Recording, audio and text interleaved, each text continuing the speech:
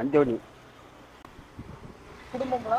குடும்பம் காலம் ஆகிட்டாங்க. நான் சொந்த ஊர் கன்னியாகுமரி. வந்து 70 வந்தேன். வந்து இருக்குதான் இங்கே கல்யாணம் எல்லாம் பண்ணேன். அவங்களும் காலம் ஆகிட்டாங்க.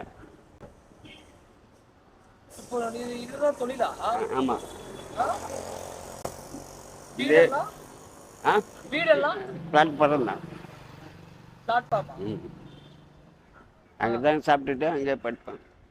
ஒன்று சாப்பாட்டுக்கு ஒன்று இதை கொண்டு போட்டால் சாப்பிடுவேன். எவ்வளோ கிடைக்கும் அது? என்ன ஒரு 30-40 கிடைக்கும்.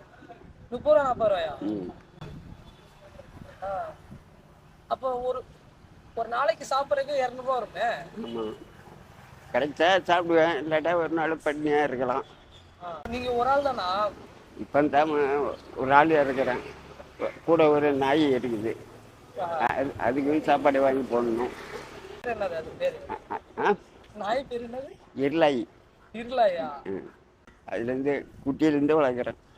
கன்னியாகுமரி அதுக்கப்புறம் போனீங்களா இல்லையா? சரியா போகல. எல்லாம் சண்டை போட்டுட்டு வந்தேன். எல்லாம் குடும்பம் இருக்குது.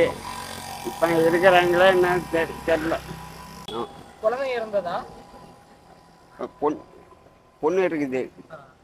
அது யாருமே இப்போ வந்து கவனிக்க கிடையாது. பைசா இருக்குதா அப்பான்னு சொல்லி ஓடி வருவாங்க. சாப்பாடு வேற போட்டுக்கிற துணியெல்லாம் இருக்கா? துணி கம்மி தான். துணி இல்லை. கைலி வேணுமா? அது லுங்கி தான். லுங்கி லுங்கி ஒரு சட்டை போயிட்டுட்டா? ஆ. செருப்பு ஓகேவா? செருப்பு இருக்குது. ஆ